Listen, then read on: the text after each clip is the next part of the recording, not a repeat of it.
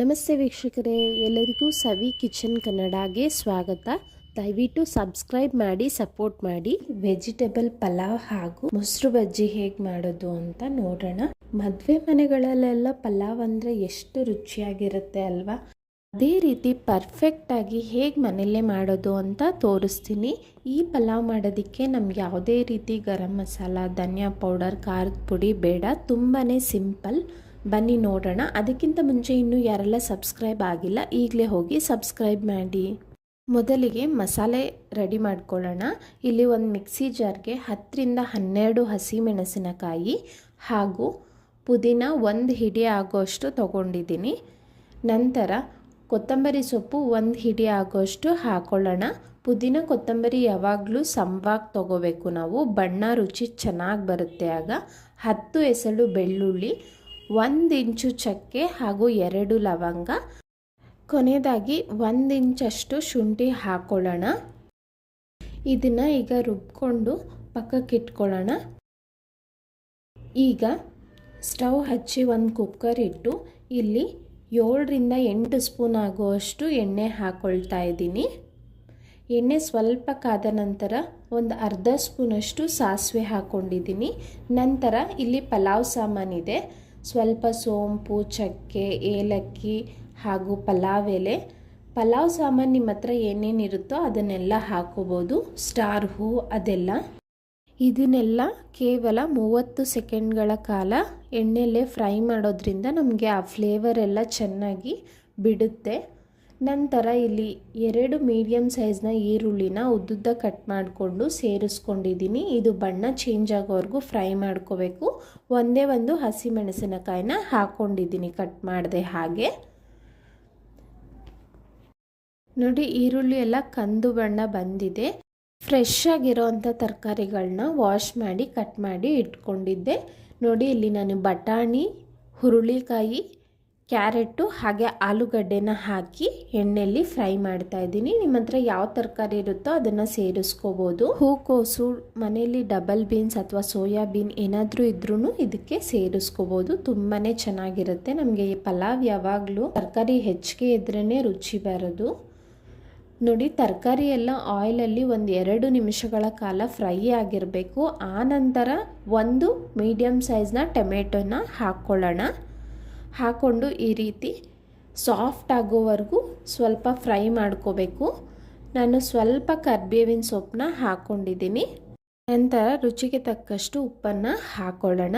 ತರಕಾರಿಗೆ ಯಾವಾಗಲೂ ಉಪ್ಪನ್ನು ಸೇರಿಸ್ಕೊಳ್ಳಿ. ಯಾಕೆ ಅಂದರೆ ನಮಗೆ ಸಪ್ಪೆ ಸಪ್ಪೆ ಅನಿಸುತ್ತೆ. ಇಲ್ಲ ಅಂದರೆ ತರಕಾರಿ ಫ್ರೈ ಮಾಡಬೇಕಾದ್ರೇ ನಾವು ಉಪ್ಪು ಹಾಕ್ಕೋಬೇಕು. ನಂತರ 1 ಚಿಟಿಕೆ ಅರಿಶಿಣನ ಹಾಕ್ಕೊಂಡಿದ್ದೀನಿ ಇಲ್ಲಿ. ಈಗ ಟೊಮೆಟೊ ಎಲ್ಲ ತುಂಬ ಸಾಫ್ಟಾಗಿ ಆಗಿದೆ. ಈಗ ರುಬ್ಬಿರೋ ಅಂಥ ಮಸಾಲೆನ ಹಾಕ್ಕೊಳ್ತಾ ಇದ್ದೀನಿ. ಆ ಜಾರ್ಗೆ ಒಂದು ಸ್ವಲ್ಪ ನೀರು ಹಾಕಿ ಇದಕ್ಕೆ ಹಾಕ್ಕೊಂಡಿದ್ದೀನಿ. ಮಸಾಲೆ ಹಾಕಿದ ನಂತರ ನಾವು 3ರಿಂದ 4 ನಿಮಿಷಗಳ ಕಾಲ ಇದನ್ನು ಈ ರೀತಿ ತಿರುಗಿಸ್ಕೊಡ್ತಾ ಫ್ರೈ ಮಾಡ್ಕೋಬೇಕು. ಯಾಕೆಂದರೆ ಮಸಾಲೆಯಲ್ಲಿರೋವಂಥ ಹಸಿ ಸ್ಮೆಲ್ಲೆಲ್ಲ ಹೋಗಬೇಕು. ಅದೇ ರೀತಿ ನಮಗೆ ಇವಾಗ ಒಂಚೂರು ನೀರು ಹಾಕಿದ್ದೀವಲ್ಲ ಅದನ್ನೆಲ್ಲ ಹೀರ್ಕೊಂಡು ಡ್ರೈ ಆಗುತ್ತೆ. ಹಾಗೆ ಮಸಾಲೆಯಲ್ಲಿ ಇರೋವಂಥ ಎಣ್ಣೆ ಎಲ್ಲ ಸಪ್ರೇಟ್ ಆಗುತ್ತೆ. ಈ ರೀತಿ 2 ನಿಮಿಷ ಮುಚ್ಚಿಟ್ಬಿಡಿ. ನಂತರ ತೆಗ್ದು ನೋಡಿದ್ರೆ ನಿಮಗೆ ನೀರೆಲ್ಲ ಹೀರ್ಕೊಂಡು ಆ ಮಸಾಲೆಯಲ್ಲಿರೋವಂಥ ಎಣ್ಣೆ ಎಲ್ಲ ಬಿಟ್ಟಿದೆ. ಈಗ ನಾವು ಅಕ್ಕಿ ಹಾಕ್ಕೋಬೇಕಾಗುತ್ತೆ. ನೋಡಿ, ನಾನು ಇಲ್ಲಿ ಸೋನಾ ಮಸೂರಿ ಅಕ್ಕಿ 1 ಗ್ಲಾಸಷ್ಟು ತೊಗೊಂಡಿದ್ದೀನಿ. ಸೋನಾ ಮಸೂರಿ ಆಗಿರೋದ್ರಿಂದ ನೀವು ತುಂಬ ಹೊತ್ತು ನೆನೆಸೋದೇನು ಬೇಡ. ನಾನು 5 ನಿಮಿಷ ನೆನೆಸಿಟ್ಟಿದ್ದೆ ಅಷ್ಟೇ. ನೀವು ಬಾಸುಮತಿ ಆದರೆ ಒಂದು 10ರಿಂದ 15 ನಿಮಿಷ ನೆನೆಸ್ಬೇಕಾಗುತ್ತೆ. ನೋಡಿ, ಅಕ್ಕಿ ಹಾಕಿದ ನಂತರ 2 ನಿಮಿಷಗಳ ಕಾಲ ನಾವು ಅದನ್ನು ಫ್ರೈ ಮಾಡಬೇಕು. ಆ ರೀತಿ ಮಾಡೋದ್ರಿಂದ ನಮ್ಗೆ ಅನ್ನ ಉದ್ರುದ್ರಾಗುತ್ತೆ. ಇಲ್ಲಿ ಯಾವ ಗ್ಲಾಸಲ್ಲಿ ಅಕ್ಕಿ ತೊಗೊಂಡಿದ್ನೋ ಅದೇ ಗ್ಲಾಸಲ್ಲಿ 2 ಗ್ಲಾಸ್ ನೀರು ಹಾಕಿದ್ದೀನಿ. 1 ಗ್ಲಾಸ್ ಅಕ್ಕಿಗೆ 2 ಗ್ಲಾಸ್ ನೀರು ಹಾಕಿ. ಹೆಚ್ಚಿಗೆ ಹಾಕಬೇಡಿ. ತರಕಾರಿ ಎಲ್ಲ ಹಾಕಿದ್ದೀವಿ, ಹೆಚ್ಚಿಗೆ ಬೇಕಾಗುತ್ತೆ ಅಂತ ಹೆಚ್ಚಿಗೆ ಹಾಕ್ಬಿಡ್ತೀರಾ. ಆಗ ನಮಗೆ ಮುದ್ದೆ ಆಗಿಬಿಡುತ್ತೆ, ಪರ್ಫೆಕ್ಟಾಗಿ ಬರೋದಿಲ್ಲ. ಈಗ ಉಪ್ಪು ಸರಿಯಾಗಿದೆಯಾ ಚೆಕ್ ಮಾಡ್ಕೊಳ್ಳಿ. ಏನಾದರೂ ಕಡಿಮೆ ಅನಿಸಿದ್ರೆ ರುಚಿಗೆ ತಕ್ಕಷ್ಟು ಉಪ್ಪನ್ನು ಹಾಕ್ಕೊಳ್ಳಿ. ನೀರು ಹಾಕಿದ ನಂತರ ಕೇವಲ 1 ನಿಮಿಷ ಬಿಟ್ಟರೆ ನಿಮಗೆ ಕುದಿಯೋದಕ್ಕೆ ಸ್ಟಾರ್ಟ್ ಆಗಿಬಿಡುತ್ತೆ. ಆಗ ನಾನು ಒಂದು 4ರಿಂದ 5 ಡ್ರಾಪಷ್ಟು ಲೆಮನ್ ಜ್ಯೂಸನ್ನ ಹಾಕ್ಕೊಂಡು ಮಿಕ್ಸ್ ಮಾಡ್ಕೊಳ್ತಾ ಇದ್ದೀನಿ. ಈ ರೀತಿ ಹಾಕೋದ್ರಿಂದ ತುಂಬಾ ಚೆನ್ನಾಗಿ ಬರುತ್ತೆ ಅನ್ನ ಉದ್ರುದ್ರಾಗಿ. ಕುಕ್ಕರ್ನ ಕ್ಲೋಸ್ ಮಾಡಿ 2 ವಿಸಿಲ್ ಬರೆಸ್ಕೊತೀನಿ. ಕೆಲವೊಬ್ಬರು ಮನೇಲಿ ಒಂದೇ ವಿಸಿಲ್ ಬರೆಸ್ಕೊತಾರೆ ಅನ್ನಕ್ಕೆ, ಆ ರೀತಿ ಇದ್ದರೆ ಒಂದೇ ಸಾಕಾಗುತ್ತೆ. ಕುಕ್ಕರ್ ವಿಸಿಲ್ ಬಂದ ತಕ್ಷಣ ಓಪನ್ ಮಾಡಬೇಡಿ. ಯಾವಾಗಲೂ ಉಳಿದಿರೋ ಅಂಥ ಗಾಳಿ ಎಲ್ಲ ಅದೇ ಹೋಗಬೇಕು. ತಣ್ಣಗಾದ ನಂತರ ನಾನಿಲ್ಲಿ ಓಪನ್ ಮಾಡಿದ್ದೀನಿ ನೋಡಿ. ಮಸಾಲೆ ಎಲ್ಲ ಸ್ವಲ್ಪ ಮೇಲೆ ಇರುತ್ತಲ್ಲ, ಅದನ್ನು ಒಂದ್ಸಲ ಮಿಕ್ಸ್ ಮಾಡ್ಕೊಳ್ಳೋಣ. ತುಂಬ ಚೆನ್ನಾಗಾಗಿದೆ ಪಲಾವ್ ಅಂತೂ. ಉದ್ರುದ್ರಾಗಿ ಬಣ್ಣನೂ ಪರ್ಫೆಕ್ಟಾಗಿ ಬಂದಿದೆ, ರುಚಿನೂ ತುಂಬಾ ಚೆನ್ನಾಗಿ ಬಂದಿತ್ತು. ಇವತ್ತು ನೀರು ಹಾಕಿದ್ನಲ್ಲ, ಅದೇ ಗ್ಲಾಸ್ ಅಳತೆಯಲ್ಲಿ 1 ಗ್ಲಾಸ್ ಅಕ್ಕಿಗೆ ಮಾಡಿ ತೋರಿಸಿರೋದು. ಮಸಾಲೆ ಕಡಿಮೆ ಹಾಕಿ ಅಕ್ಕಿನ ಹೆಚ್ಚಿಗೆ ಹಾಕಿಬಿಟ್ರು ನಮಗೆ ಪಲಾವ್ ಪರ್ಫೆಕ್ಟಾಗಿ ಬರೋದಿಲ್ಲ. ಈಗ ನೀವೇನಾದರೂ 2 ಗ್ಲಾಸ್ ಅಕ್ಕಿ ಇಡ್ತಾ ಇದ್ದರೆ ನಾನು ರುಬ್ಬೋದಕ್ಕೆ ಹಾಕಿರೋ ಅಂಥ ಐಟಮ್ಸ್ನ ಡಬಲ್ ಟೈಮ್ ಹಾಕ್ಕೊಂಡು ಮಾಡಿ ನೋಡಿ, ತಪ್ಪದೇ ನಿಮಗೂ ಪರ್ಫೆಕ್ಟಾಗಿ ಇದೇ ರೀತಿಯೇ ಬರುತ್ತೆ. ಈಗ ಇದಕ್ಕೆ ಬೇಕಾಗಿರುವಂಥ ಮೊಸರು ಬಜ್ಜಿ ಹೇಗೆ ಮಾಡೋದು ನೋಡೋಣ. ಇಲ್ಲಿ 1 ಕಪ್ ಆಗೋಷ್ಟು ಗಟ್ಟಿ ಮೊಸರನ್ನು ಹಾಕ್ಕೊಡ್ತಾ ಇದ್ದೀನಿ. ನಂತರ ಸ್ವಲ್ಪ ಕ್ಯಾರೆಟ್ನ ಹಾಕೊಳ್ಳೋಣ. ಇಲ್ಲಿ ಉದ್ದುದ್ದವಾಗಿ ಕಟ್ ಮಾಡಿ ಸೇರಿಸ್ಕೊಂಡಿದ್ದೀನಿ. ನೀವು ತುರಿದು ಸಹ ಹಾಕ್ಕೋಬೋದು.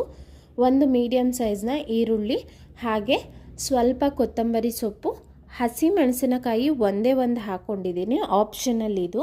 ನೀವು ಬೇಕಾದರೆ ಈ ಮೊಸರು ಬಜ್ಜಿಗೆ ಸೌತೆಕಾಯಿ ಅಥವಾ ಟೊಮೆಟೊ ಇಷ್ಟಪಡೋರು ಟೊಮೆಟೊನೂ ಹಾಕೋಬೋದು, ತುಂಬಾ ಚೆನ್ನಾಗಿರುತ್ತೆ. ನಾನಿವತ್ತು ಇಷ್ಟೇ ಹಾಕ್ತಾ ಇದ್ದೀನಿ ನೋಡಿ. ಇದನ್ನೆಲ್ಲ ಚೆನ್ನಾಗಿ ಒಂದ್ಸಲ ಮಿಕ್ಸ್ ಮಾಡ್ಕೊಳ್ಳೋಣ. ಒಂಚೂರು ನೀರು ಹಾಕ್ಕೊಳ್ಳಿ, ಯಾಕೆಂದರೆ ಗಟ್ಟಿ ಮೊಸರು ಸ್ವಲ್ಪ ಗಂಟು ಥರ ಇರುತ್ತಲ್ಲ.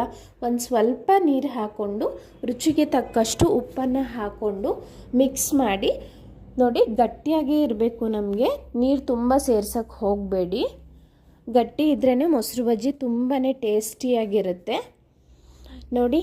ನಮ್ಮ ಇವತ್ತಿನ ರೆಸಿಪಿ ತುಂಬಾ ಪರ್ಫೆಕ್ಟಾಗಿ ಚೆನ್ನಾಗಿ ರುಚಿಯಾಗಿ ರೆಡಿಯಾಗಿದೆ. ತಪ್ಪದೇ ಈ ರೆಸಿಪಿನ ಟ್ರೈ ಮಾಡಿ. ಈ ಪಲಾವ್ ಜೊತೆ ಒಂದು ಸ್ವಲ್ಪ ಮೊಸರು ಬಜ್ಜಿ ಹಾಕ್ಕೊಂಡು ಟೇಸ್ಟ್ ಮಾಡೋಣ. ತುಂಬಾ ಚೆನ್ನಾಗಿ ಬಂದಿದೆ.